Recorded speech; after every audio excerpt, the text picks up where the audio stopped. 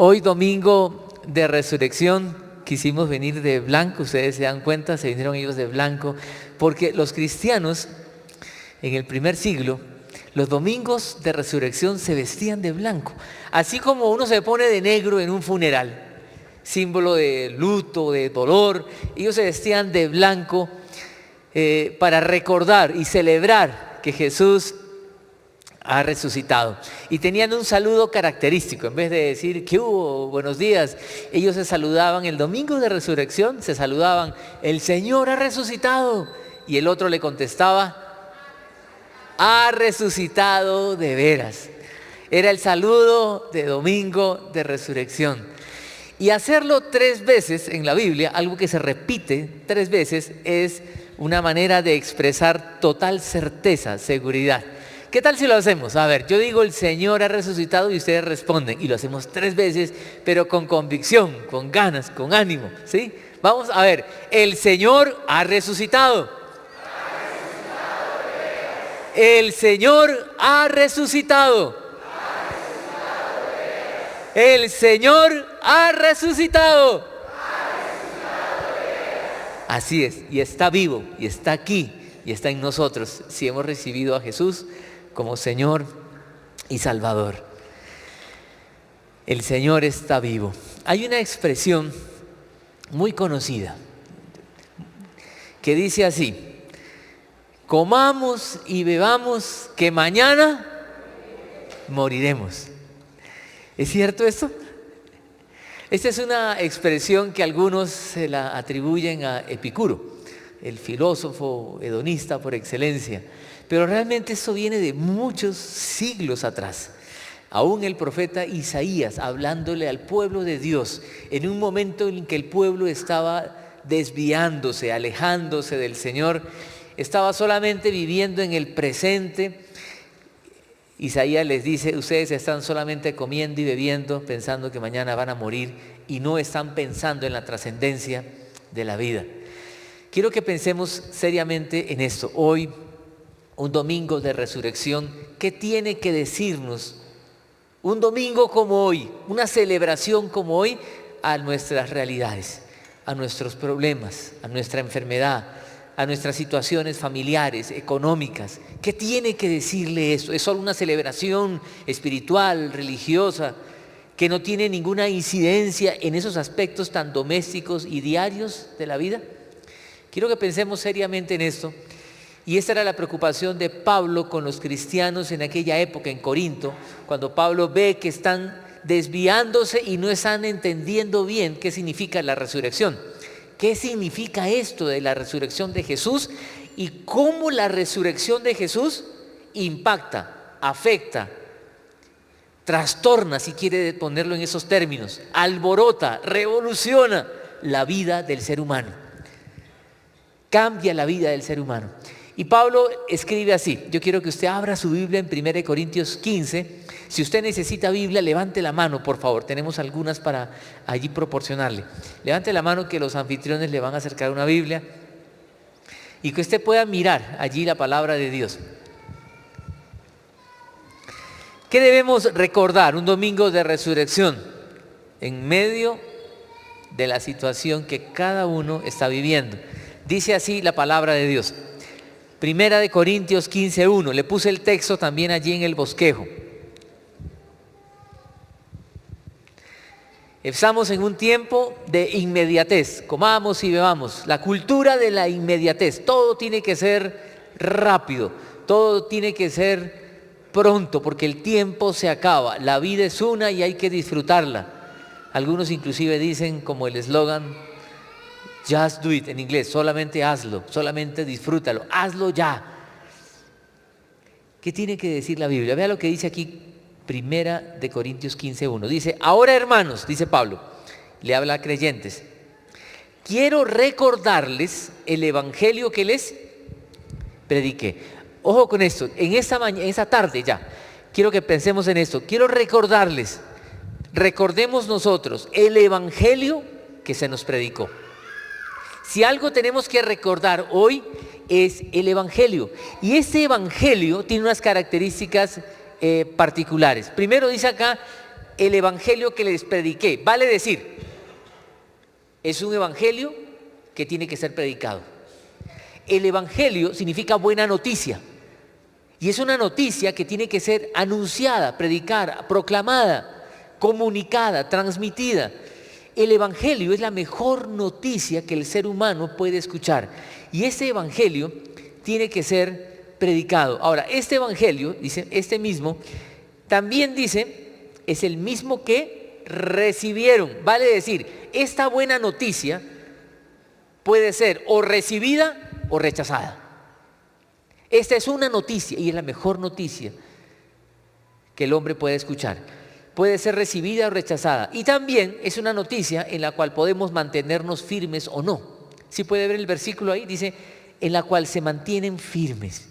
Y esta noticia tiene una particularidad más. Dice, mediante esta buena noticia, el evangelio, ¿ustedes son qué? Salvos. Entonces, por favor, vea, un domingo como hoy debemos recordar que estamos reunidos aquí para cantar y adorar a alguien que está vivo y que nos dio una noticia. Y esta noticia tiene que ser comunicada, proclamada, porque es la mejor noticia, que puede ser recibida o rechazada, pero debe seguir siendo comunicada. Y si nosotros la hemos recibido, es una noticia en la que tenemos que permanecer, porque es una noticia que trae salvación. Y la expresión aquí, salvación, está en tiempo presente en el original, en el griego, indicando algo muy importante, que es la salvación, tanto pasada, presente como futura. Escúchelo bien, pasada porque es una salvación que me limpia de todos mis pecados, todo lo que, por eso la Biblia ha hecho en la vida. Por eso dice, de modo que si alguno está en Cristo, nueva criatura es. Las cosas viejas pasaron. No debe haber tal cosa en un creyente como un pasado que me persigue. La salvación que obra Cristo en el ser humano es completa. Me libra de mi pasado, me libra de mi presente también, del pecado presente, de la situación en la que estoy viviendo y también futura, que voy a estar para siempre con Él. Y lo que está diciendo aquí el autor es, recuerden este evangelio. Recuerden esta noticia, es la mejor noticia. Y ante un momento de dificultad y de error, por favor, mantengámonos firmes y recordemos esta noticia. Ahora, ¿cuál es el contenido de esta noticia? Ve el versículo siguiente. Dice, porque ante todo les transmití a ustedes lo que yo mismo, ¿qué dice? Recibí. Vea lo precioso de este texto. Pablo está transmitiendo algo que recibió. La noticia del evangelio no es una noticia solo para nosotros, es una noticia para transmitirla. Es lo que el evangelio produce. Quiero que acá pongamos mucha atención a algo, por favor. Lo que Dios quiere con nosotros es que vivamos el evangelio a plenitud. La vida cristiana no consiste en todo lo que yo tenga que hacer. Muchas veces pensamos que la vida cristiana tiene que ver con venir juicioso a la iglesia. Tengo que orar, leer la Biblia, ofrendar, diezmar, dar para las misiones. Es más, alguno de pronto puede estar diciendo, mira Señor, mientras la gente está paseando hoy, yo estoy aquí adorándote. Vean lo bueno que soy. La vida cristiana, el evangelio, no tiene que ver en primer lugar con nosotros. Tiene que ver en primer lugar con Jesús, lo que Él ha hecho por nosotros. Y tenemos que tener cuidado porque dentro de nosotros hay un chip que nos lleva a pensar que tengo que ser bueno para merecer la gracia de Dios. Y por eso hay expresiones como estas cuando nos va mal. Señor, ¿qué estoy pagando? ¿Sí o no? ¿No han escuchado? Y cuando me va mal, digo, Señor, pero si estoy haciendo las cosas bien, ¿por qué me pasa esto? ¿Sí o no? ¿La han escuchado también? ¿Por qué? Porque de alguna manera estoy pensando que el Señor me tiene que bendecir, porque yo le estoy siendo fiel. Y si Dios no me bendice, le digo, Dios, ¿así le pagas a los que te sirven? Entonces pensemos por favor, el evangelio, lo que está diciendo Pablo aquí, recordemos el evangelio, el contenido del evangelio es este, escuche, dice que Cristo, ¿qué dice? Murió por nuestros pecados. Esa es la noticia del evangelio. Cristo murió por nuestros pecados. Debíamos morir nosotros, Él murió por nosotros. Pero ¿qué más? Dice, según las Escrituras, vale decir, profecía cumplida. La gente se deja sorprender con Nostradamus y tantas cosas raras. Oiga, hay tanta profecía cumplida en la muerte de Jesús. Y dice, fue sepultado. Es interesante pensar en esto, porque Jesús fue sepultado y hoy la tumba está vacía.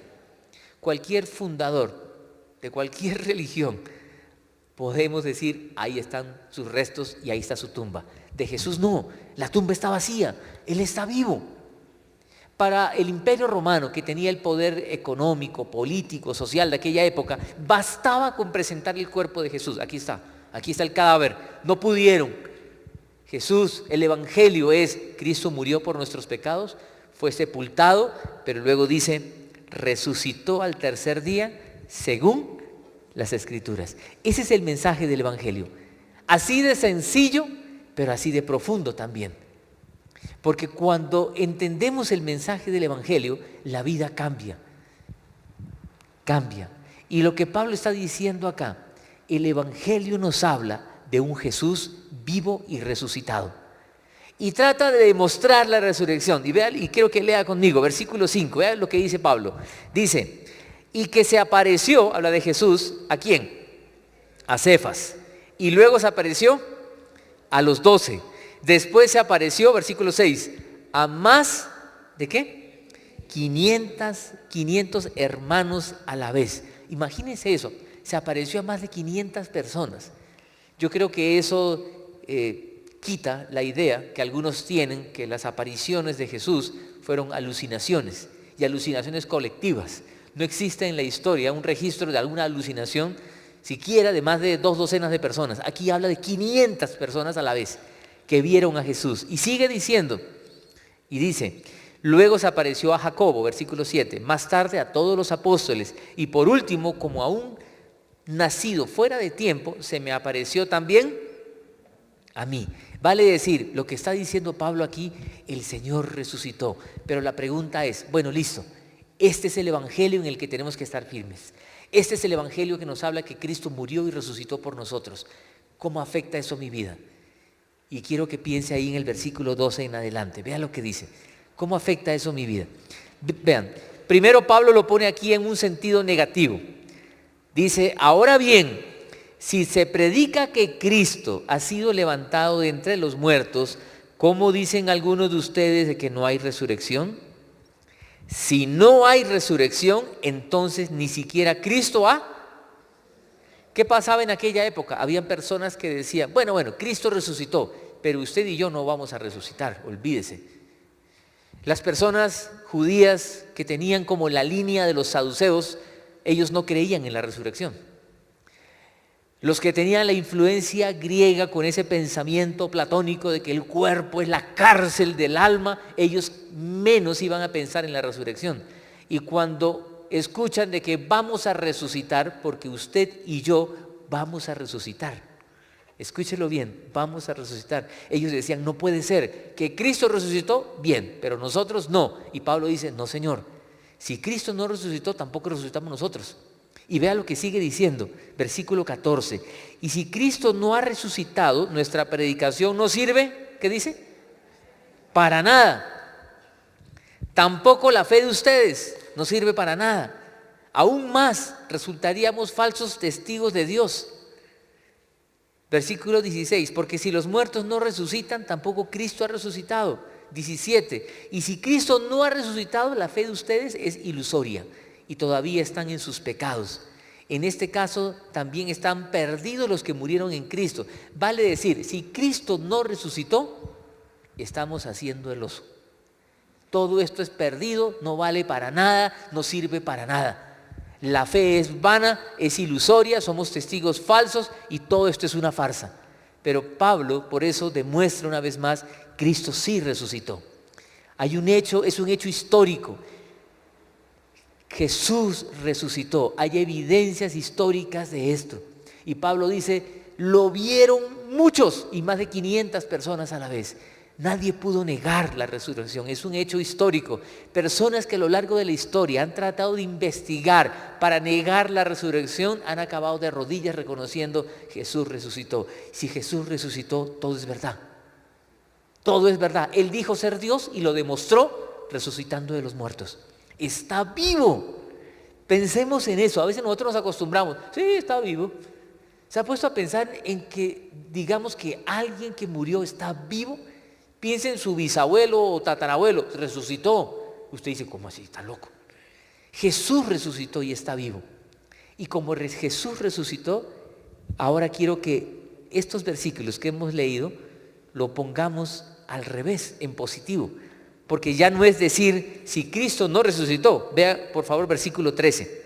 Si no hay resurrección, entonces ni siquiera Cristo ha resucitado. Y la cosa es, Cristo ha resucitado y nosotros vamos a resucitar. Es algo que nos toca a nosotros. Versículo 14. Cristo ha resucitado, por tanto la predicación ¿qué? No es vana. Hablar de Jesús, predicar no solamente se refiere a predicar aquí el domingo. Predicar tiene que ver con anunciar, con proclamar el mensaje de Jesús. Anunciar el mensaje de Jesús no es en vano. Piensen en esto. No es en vano. Que casi 98 personas de la confra hayan estado en salidas misioneras durante esta semana, hablando de Jesús a otras personas, no es en vano. Que tengamos misioneros que están en diferentes partes de Colombia y el mundo, llevando el evangelio y que nosotros ofrendamos para que ellos puedan sostenerse, para hacer su labor, no es en vano. Las veces que usted le ha hablado de Jesús a un amigo, a un familiar, y uno les habla y no le ha pasado que habla y parece que el otro no se le da por nada y usted dice es tan duro, pero piense, no es en vano. El hablar de Jesús a otras personas vale la pena porque es verdad el evangelio, vale la pena. Entonces, no solamente esto, sino vea lo que dice, y la fe de ustedes tampoco es en vano. La fe de nosotros tiene bases históricas, tiene piso. Y no solamente la fe, versículo 15, ¿qué dice?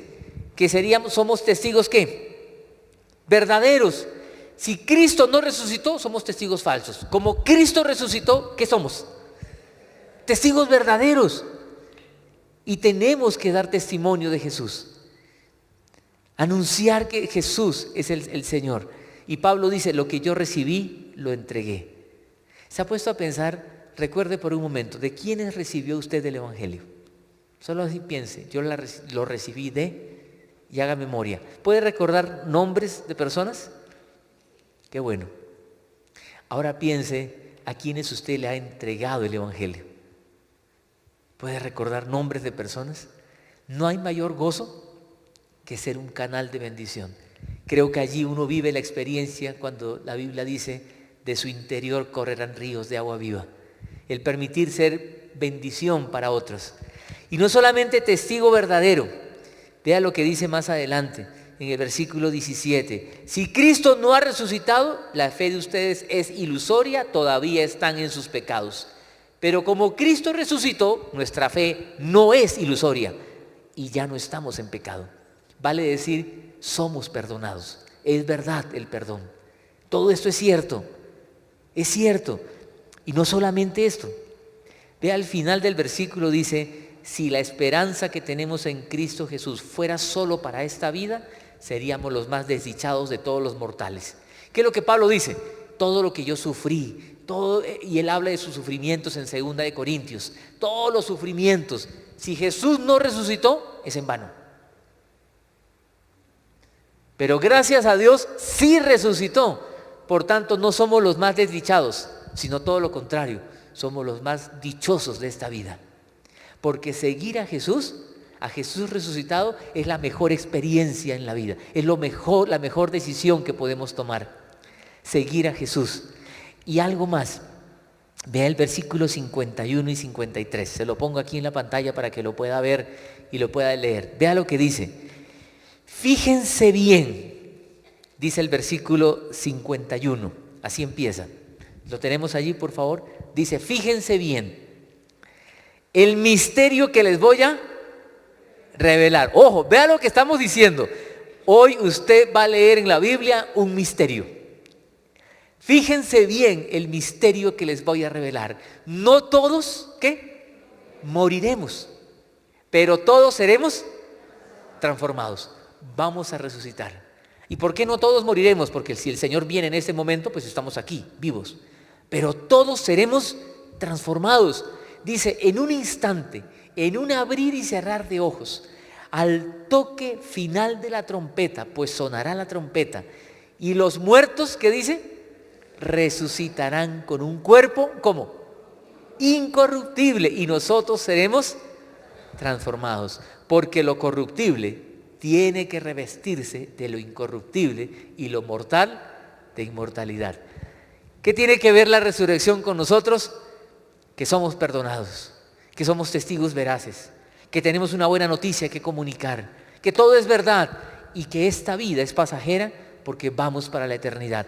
La vida eterna se empieza a vivir cuando uno le entrega la vida a Jesucristo. Jesús dice, esta es la vida eterna, que te conozcan a ti. Y cuando uno conoce al Señor, empieza a vivir la vida eterna. Y luego vamos a resucitar.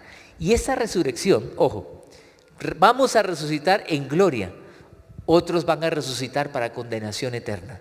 Pero todos vamos a resucitar. Ahora la pregunta que surge es, ¿pero cómo vamos a resucitar? ¿Con qué cuerpo resucitaremos? Usted se preguntará, ¿voy a resucitar como cuando tenía 15? ¿Como cuando tenía 30? ¿Cómo le gustaría resucitar a usted? Si el Señor le pregunta, bueno, dime a qué edad quieres que te resucite. ¿Cómo vamos a resucitar? La Biblia contesta es eso. Miren la Biblia, el versículo 35 del mismo capítulo, dice, tal vez alguien pregunte, ¿cómo resucitarán los muertos? ¿Cómo? Y pregunta, ¿con qué clase de cuerpo vendrán? ¿Y qué dice Pablo? Versículo 36. ¡Qué tontería! ¡Qué tontería las preguntas que nos hacemos! Alguien me decía, oiga, vamos a resucitar y allá en el cielo, ¿qué vamos a hacer? ¿Vamos a trabajar? A mí me gusta el fútbol, ¿será que allá se jugará fútbol? ¿Será que yo voy a poder ver a mi esposa y darle un beso apasionado? La Biblia dice que ni se casarán ni se darán en casamiento. Y esa persona me decía, uy, pero qué pereza ver a mi esposa y no sentir nada de ganas de abrazar. No, tiene que haber algo, ¿cierto? ¿Cuáles serán las pasiones en el cielo? Algunos dicen, vamos a ser como ángeles cantando y alabando al Señor todo el tiempo. Yo no sé. Lo que sí sé es que cosas que ojo no vio, ni oído oyó, son las que Dios ha preparado para los que le aman. Dice, yo voy a preparar lugar para ustedes, para que donde yo estoy, ustedes también estén. Y el Señor está preparando esto para nosotros. Él dice, yo soy la resurrección y la vida. El que cree en mí, aunque esté muerto, vivirá. Y todo aquel que vive y cree en mí, no morirá eternamente.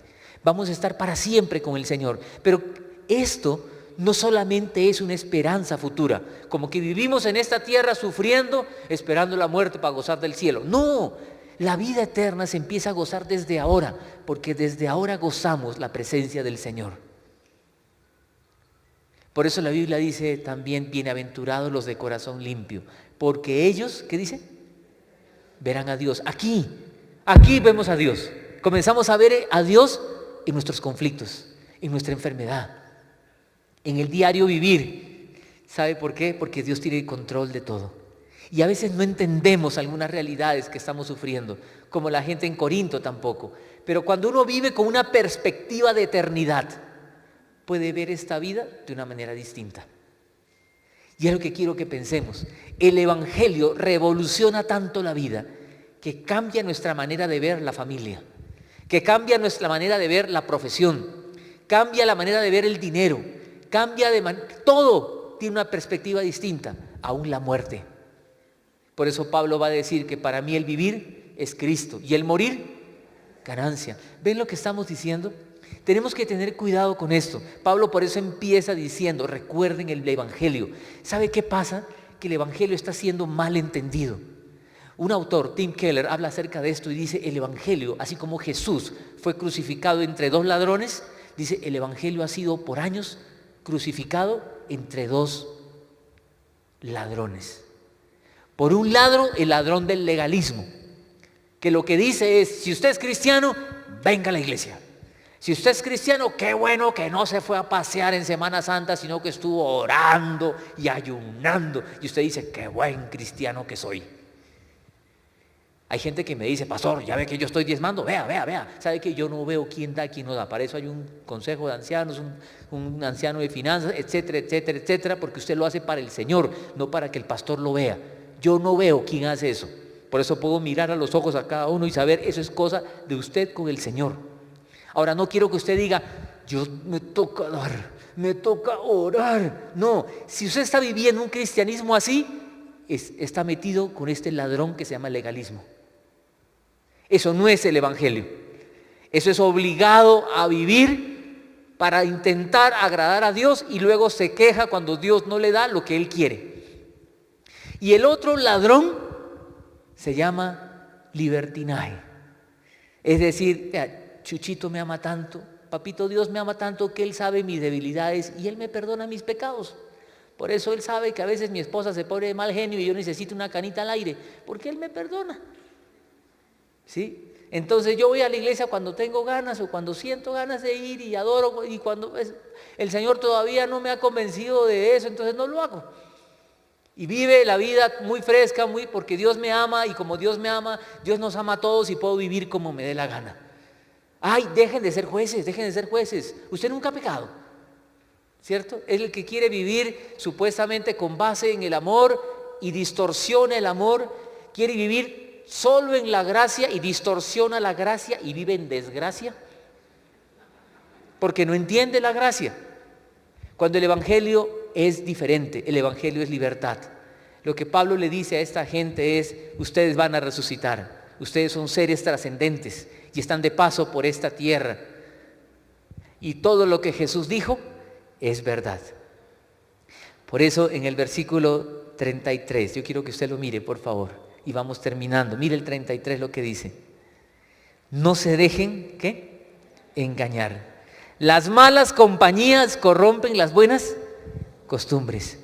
Vuelvan a su sano juicio como conviene y dejen de pecar. En efecto, hay algunos de ustedes que no tienen conocimiento de Dios. Para vergüenza de ustedes, les digo, el evangelio es libertad, el evangelio es vida. ¿Sabe? Usted debe querer orar, debemos querer obedecer al Señor, debemos querer amarlo, debemos querer venir aquí, debemos querer venir a reunirme con otros. Quiero dar para las misiones, quiero entregarme al Señor con todo. Por eso Pablo decía, yo con el mayor placer gastaré lo mío y aún yo mismo me gastaré del todo por amor a vuestras almas. Eso es el evangelio. El evangelio por eso es más bienaventurado es dar que recibir.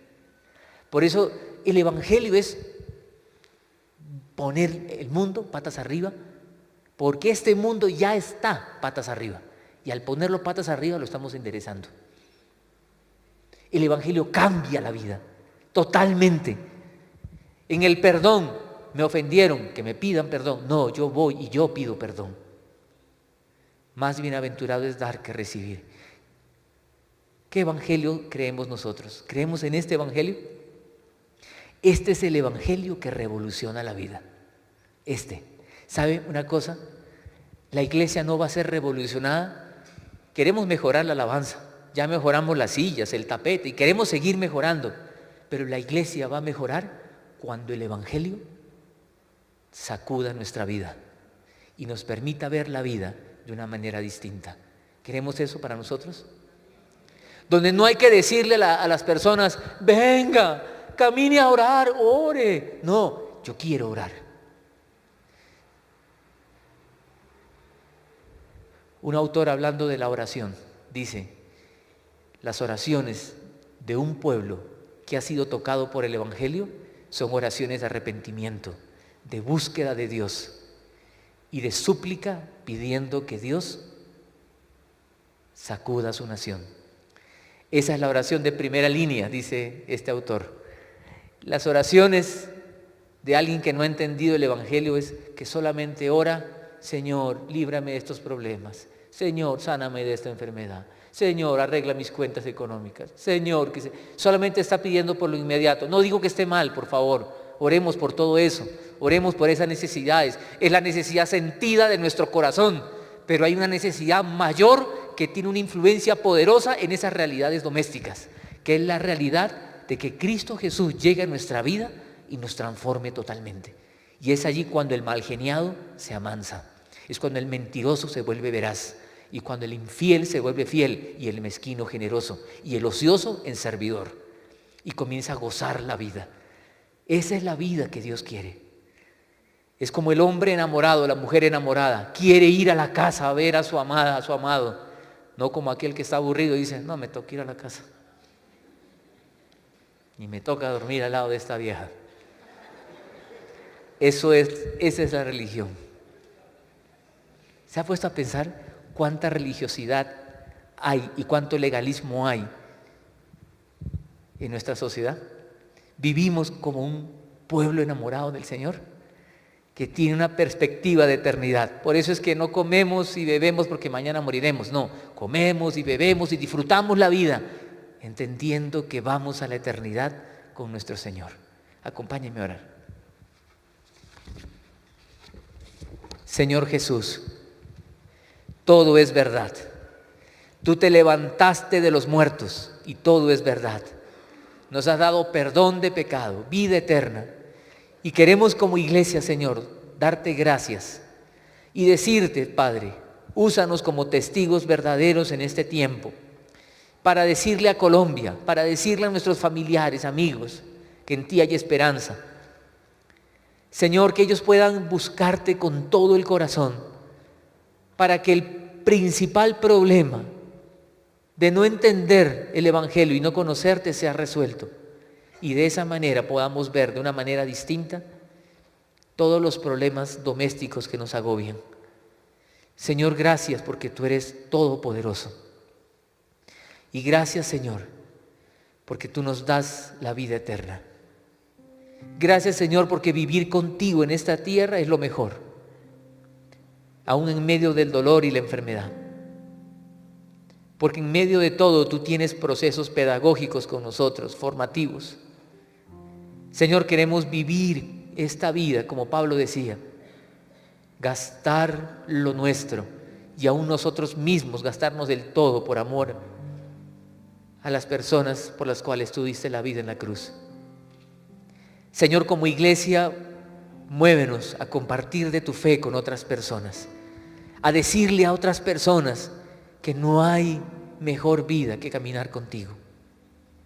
Señor, haz de cada uno de nosotros testigos fieles de tu resurrección, que caminamos por esta tierra como peregrinos, entendiendo que somos seres trascendentes, que todo no se acaba acá, sino que vamos a resucitar en gloria y vamos a estar contigo para siempre. Señor, tú has resucitado y estás vivo. Toma nuestra vida, Señor. En este momento queremos renovar nuestro compromiso contigo y decirte, toma mi vida y toma todo lo que soy. Yo quiero que usted siga orando, por favor. Sigamos en oración. Sigamos en oración buscando al Señor con todo el corazón. Si usted siente que ha vivido una vida religiosa, viviendo porque le toca hacer lo que hace un buen cristiano, dígale en el silencio de su corazón, Señor, quiero vivir la verdadera dimensión del Evangelio. Y que tú despiertes en mí, milagrosamente, hambre por tu palabra, sed de ti, ganas de ti y un amor muy grande por ti. Perdóname, Señor, toma mi vida. En Cristo Jesús oramos. Amén. Amén. Quiero invitarlos, por favor, a que nos pongamos de pie y entonemos este canto al Señor.